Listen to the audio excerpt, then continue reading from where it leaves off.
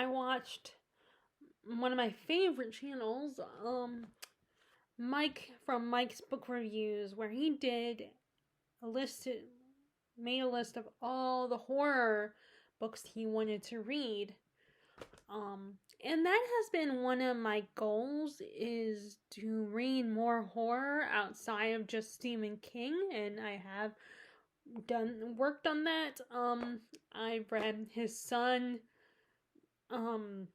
Stephen King's son, Joe Hill, some of his work. One of my favorite books is Nosferatu. I've also read Horns, and I have attempted another book that I'm going to talk about on this list, but at the time I decided to DNF it.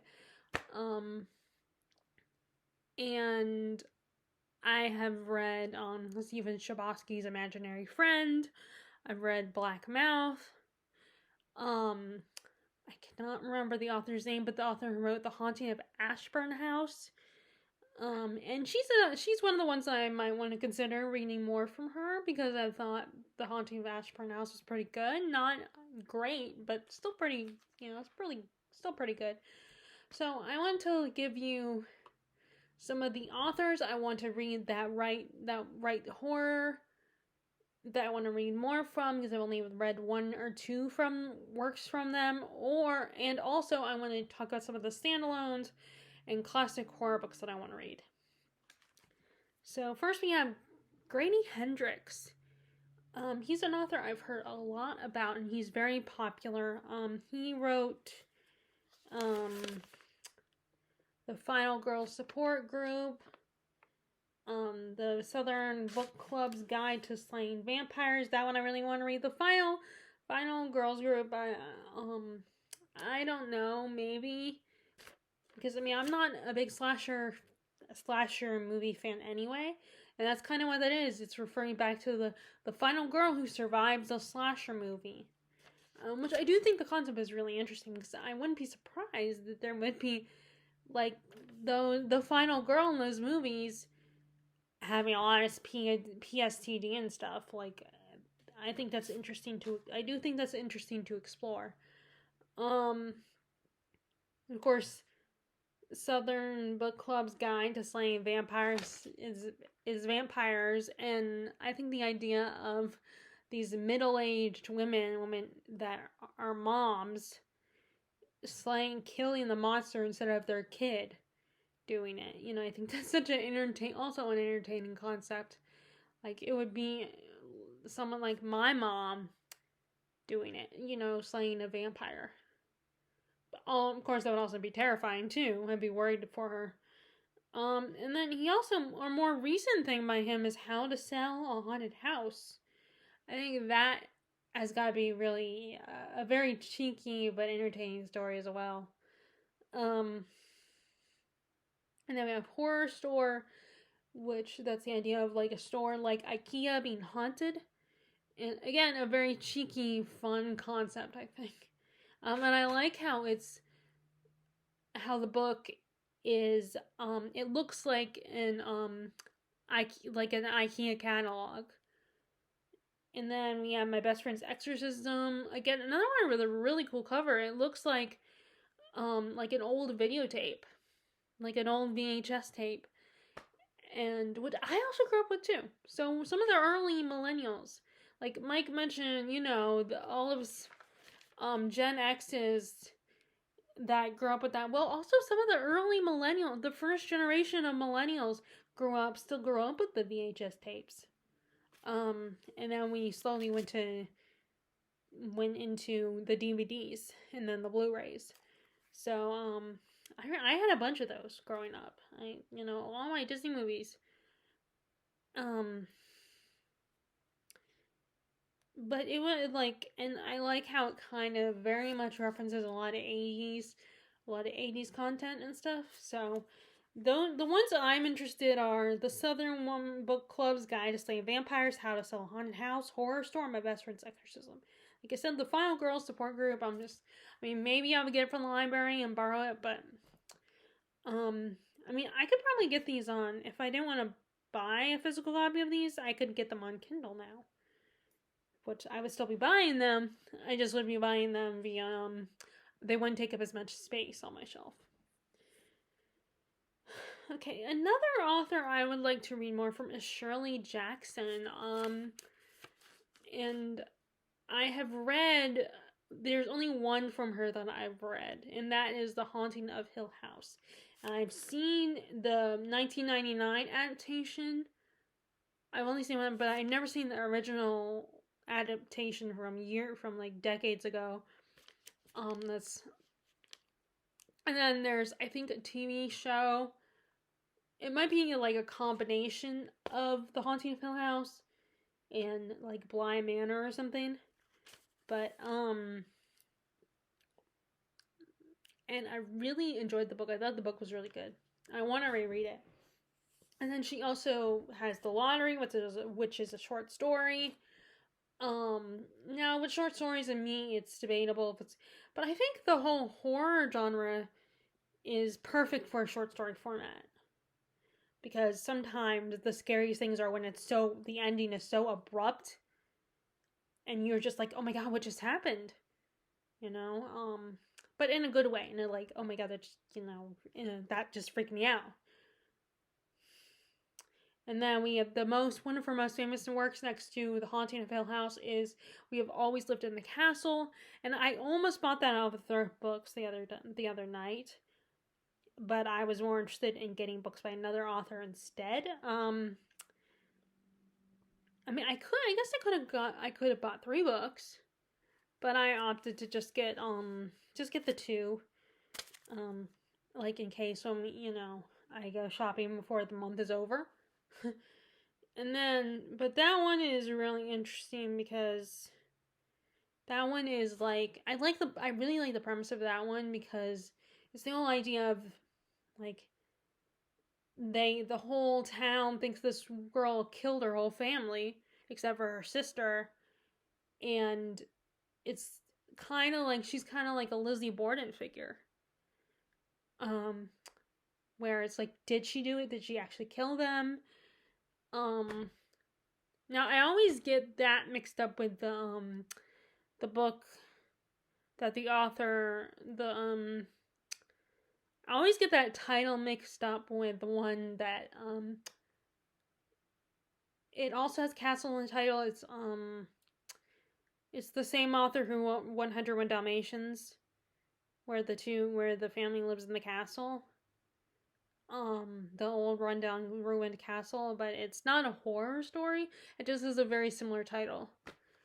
But I cannot remember what the book is called actually. But and there's Dark Tales, which is a collection of, I think, short stories, and then The Daemon Lover. Which the way I don't know if that's demon or Damon, because when I see demon, I see the word demon, I see it spelled DEA. But this one spelled it with the A before the E. So I don't know. And I know like in Philip Pullman's His Dark Material series is spelled the same way. They use demons is what the name of the animals that represent the human soul, and that's how it's spelled with an A before the E. So I don't know how you would say that if you pronounce it demons, like or daemons. So I'm guessing that one's gonna be like, again, a very dark story. Okay, so then we have another author, T. Kingfisher, who is not just known for writing horror, but they do have a couple of horror books, like What Moves the Dead. I just read it earlier this year. It's a retelling of The House of Usher, which is actually another one coming out that's a TV show. And I think the director is known for making unique takes on a retelling of a classic. It kind of looks like a modern retelling of The Fall of the House of Usher. And but another horror that T. Kingfisher wrote was The House with Good Bones, which sounded very up my alley, with the whole, like, I think the woman comes home to visit her mother, and her mom's still living at her grandmother's house, and all of a sudden she starts acting like a grandmother. I think that's what the description said. And I just, that whole idea sounded really intriguing.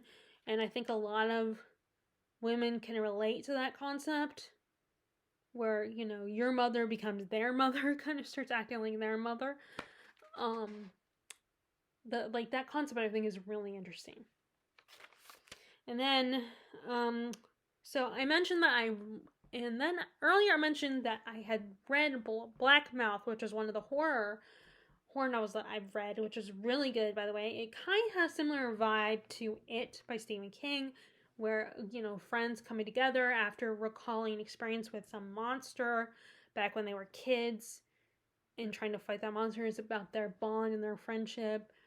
And there's also a little bit of a brotherly story about brothers in there, and a brother feeling guilty and protective of the younger brother, kind of scenario, just like with Georgie and Bill.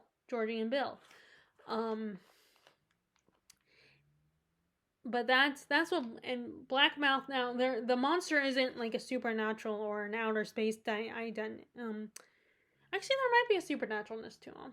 Actually, I think there is a supernatural element to the monster in that story, but it's really good though. But Mike mentioned Come With Me as one of the books that he's thinking about reading when he gets to Ron Malfi. And that one, I don't not remember what that one, that's one of the ones I should have looked up what that was about, but he's written Come With Me and Little Girls in the Floating Staircase. Now that, I can admit, I'm going more by just the titles alone. Sound intriguing? So I don't know which one. I might try Come With Me, or whichever one is at My Books A Million, I'll try. Because there's no guarantee that, these will be at My Books A Million. Because My Books A Million is a little bit smaller. Doesn't even have a cafe there. But, and then I also was thinking about Brom, the author Brom. But but from the descriptions of some of his books, he doesn't just write horror. He kind of writes dark fantasy, I feel like. We have The Lost Gods, which to me, that's probably not really horror. Krampus? I don't know. A lot of people are saying Krampus, but I don't think that's, I think that's the American version of how to say it. I think the German word would be Krampus or Krampus. I don't know. I would have to hear it. That's like Santa's evil twin brother. He basically kidnaps bad children and hangs them in a tree to die. And I remember they did a Supernatural episode about this, and they did a Grimm episode about this, and there's a horror movie called Krampus. Now that one's even creepier because in the Grimm episode, he just hangs them in a tree and leaves them to die, leaves the bad kids, while in the Supernatural episode, he eats the people that are bad, not just kids. Like, he'll eat bad parents. And he was a sort of a pagan god.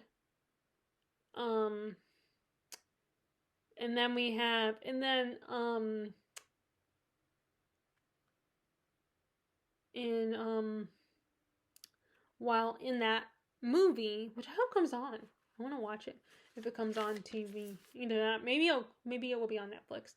I'll have to look it up when that time comes. But in the Netflix, in the movie, it's a little more creepy because they're kind of held hostage, basically. But yeah, so I don't know what's gonna happen in this book, but I do want to read it. And then we have Slewfoot, which I think is more like spooky, but not necessarily horror. Like more fit for the, well, it might be, I don't know. I have to look it up. Probably more of a like I said, I feel like some of these are more dark fantasy than horror. Although Krampus, I think it's a little more horror. And then we have, I think that Slewfoot is like, I don't know. And then we have Child Thief, which I think is supposed to be a retelling of Peter Pan.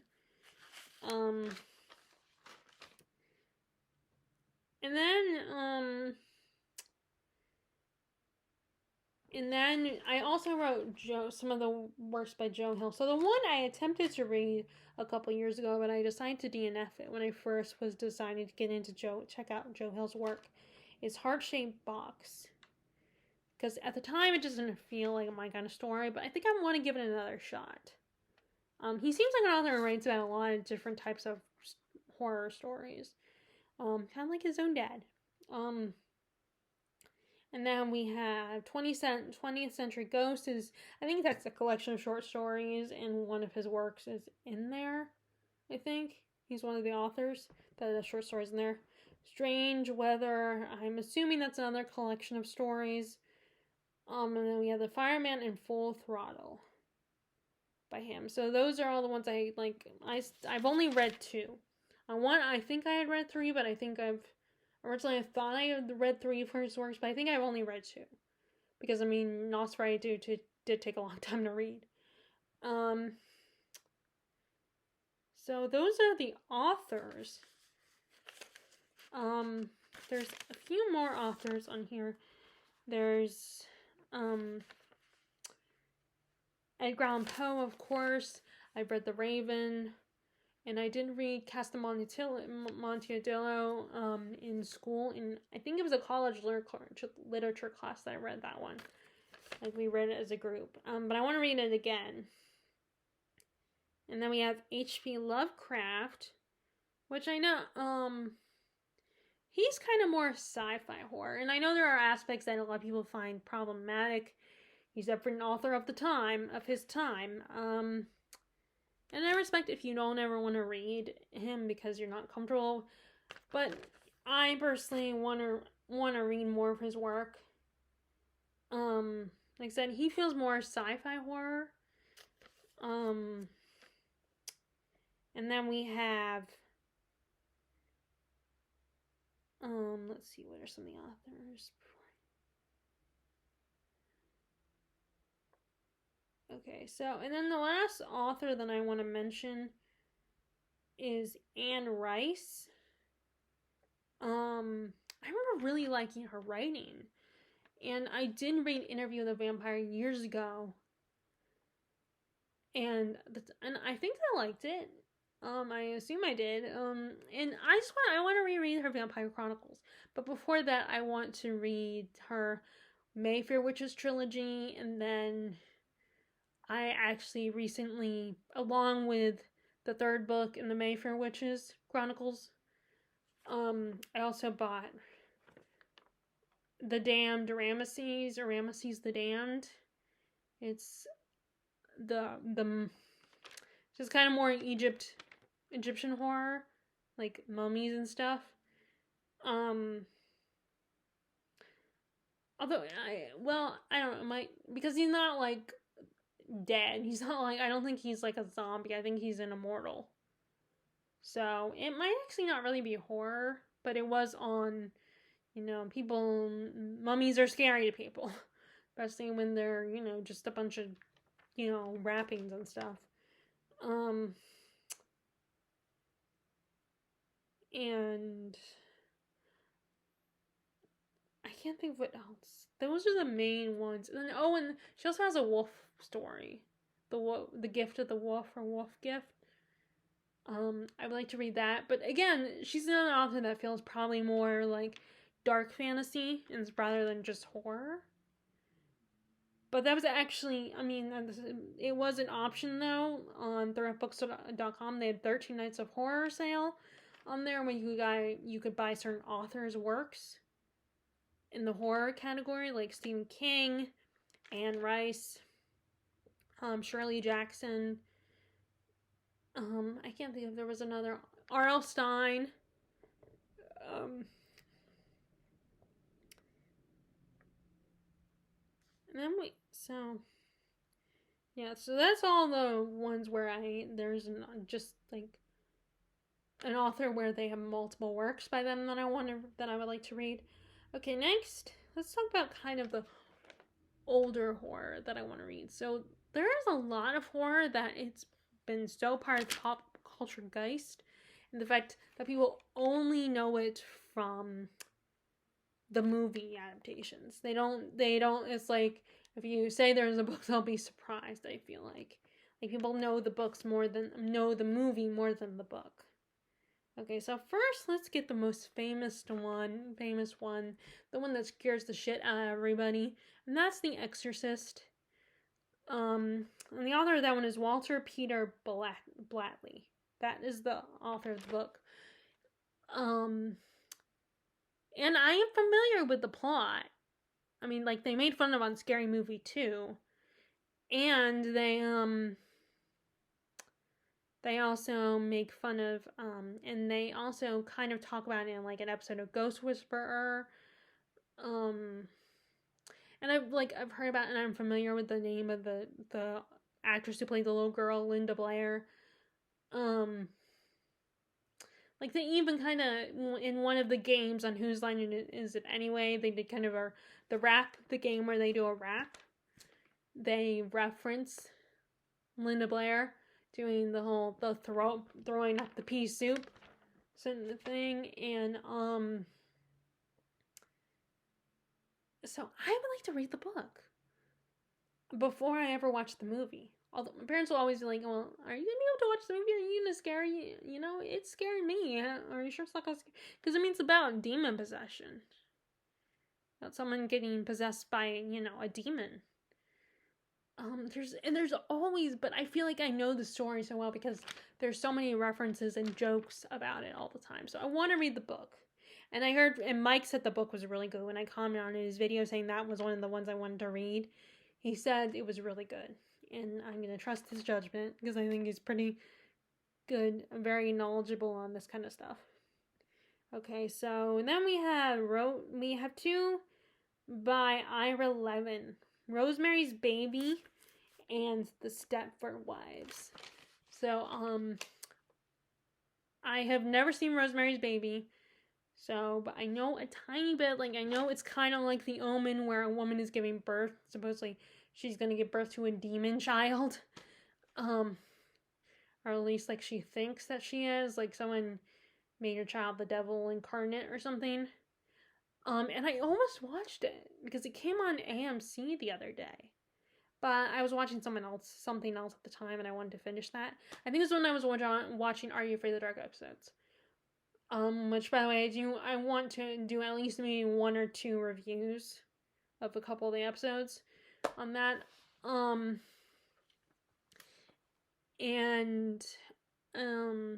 So that's all I really know about it. But again, I want to read it's a classic.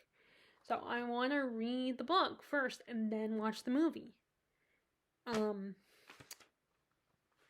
then Stepford Wives, I have seen the more recent adaptation with Nicole Kidman and Bette Midler, and Glenn Close.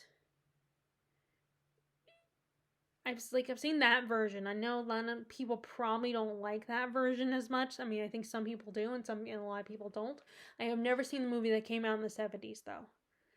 But of course, since I've seen that, the more recent adaptation that I know what it's about is this couple, and the wife is very much a career-driven woman, and they end up moving to a small town in suburbia where the women are very old-fashioned and traditional and housewives and take care of their husbands and stuff, and they're just too perfect at it. And they and she needs to our main character is trying to figure out what's really going on. So I want to read the book because I think it would be really interesting to read it. Okay, and then we have another famous one where I've seen some of the adaptation, but not all the way through. And that is Psycho. And the author is Robert Bloch. This is, I always thought this was such a really good movie. And another one of those ones where a lot of people reference it because of the adaptation. A lot of people know the story, and I would just love to read the actual book, which I have it on my Kindle. So maybe in November I might buy it. Or if I don't buy anything before the end of the month, I might buy it at the end of the month. But this woman is on the run from she has a bunch of money, stolen money in her possession, and she gets to this hotel, the Bates Motel, in the middle of nowhere, run by this young man who's very much a mama's boy, to the point of it's questionable. And his mom does not like pretty young things flirting with her son. So it's just so I know what happens in the story, but I would love again, I want to read the book, because I think, it would be such an interesting to read, like, because there's so much more, and I imagine that there's so much more in the book than in the that is not included in the movie adaptation. And I know there was actually a remake adaptation starring Vince Vaughn. I think I also knew the actress who plays the woman that shows up at the motel, the Bates Motel. But I cannot. Oh, Anne Heche. Anne Heche was the woman that shows up at the hotel. And it was kind of interesting to see someone like Vince Vaughn play this character, play Norman. But I think a lot of people had criticisms for that adaptation. So it's kind of tricky when you're making remakes of a classic, because it's a 50-50 shot that you're going to do well. It's like, if it's going to do well, it's a pretty big risk, because people will always be comparing it to the original.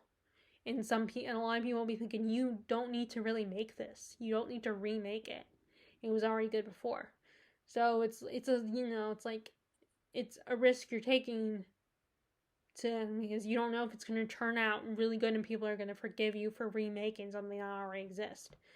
And if it's bad, it's going to be 10 times worse, because they'll be like, we told you. But I definitely want to reread that. I am also, now one of these I'm actually reading right now, that's Turn of the Screw. I started that. That's Henry James. It's a classic, and it's one of the ones that I had a physical copy of it, but at the time I was thinking, oh, I'm not interested. And I read reviews and people criticizing, and so it's like, I'm gonna let it go. And then I just decided at some point to give it another shot, which can happen. I mean, sometimes I can, decide at the time that I'm not interested in this, and then one day change my mind because it's just the right person motivates me or something to give it another shot. And so far, I find there are times when it's a little hard to follow, but I'm getting into it. So I'm currently reading that on Kindle. And then we have, I have all this written down on a notepad. And then we have Carmilla by J. Sheridan Le Fanu. And this was a female vampire, and it came before Dracula. And there's a bit of a sapphic romance in the story, I think. And I've been hearing about it a lot lately. So I want to check this one out. Because, which is funny, because Dracula kind of disappointed me. I mean, I didn't hate it, but I didn't love it either.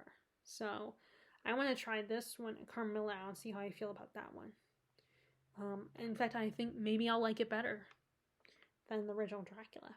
Dracula is a victim of pop culture.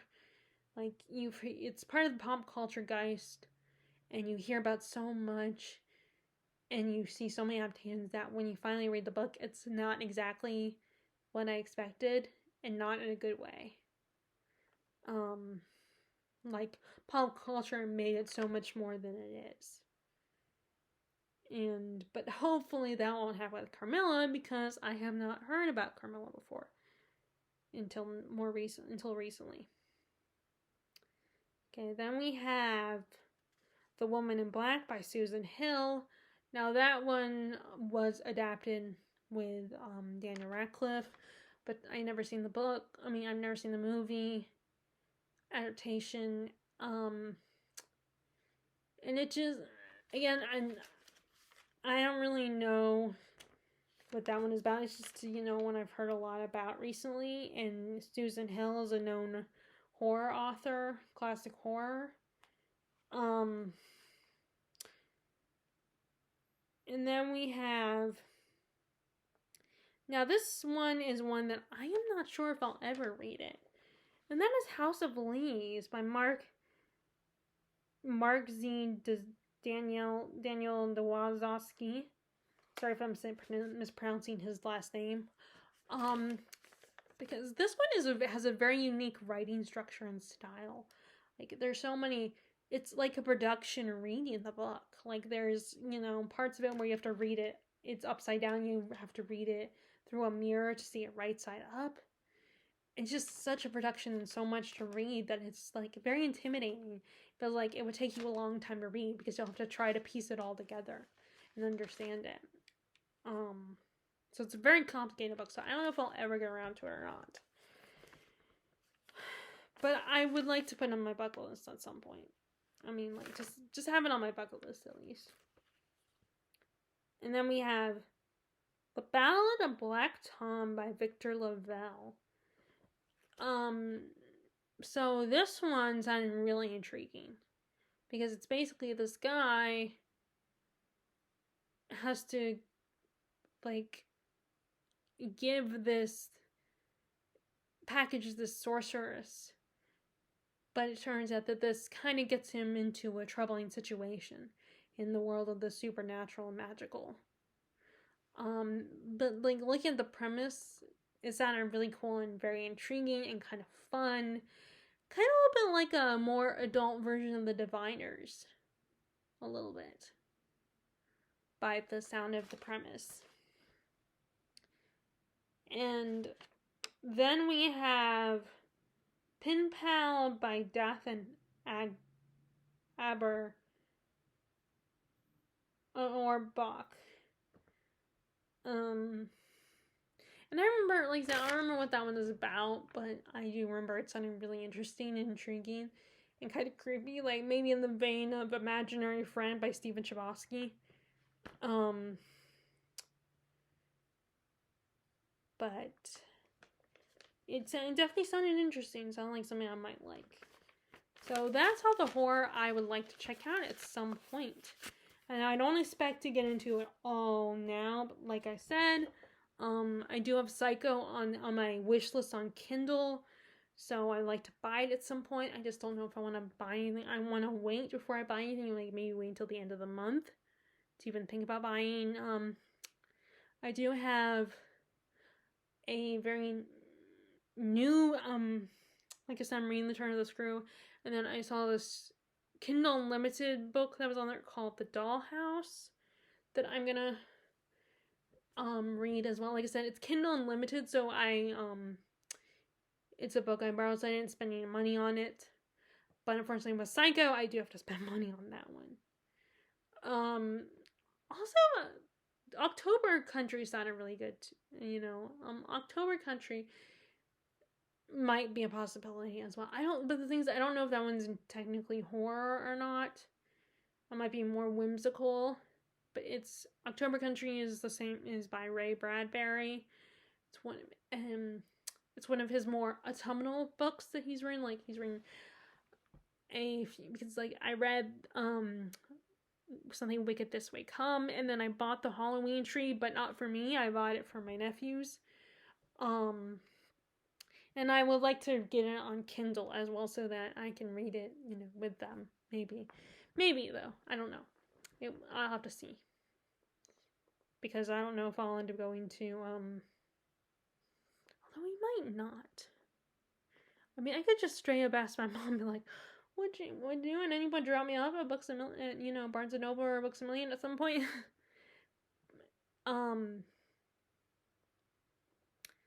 Like, I would have to see how much I've spent and compare that to the price of some of these books I would like to buy on Kindle at some point.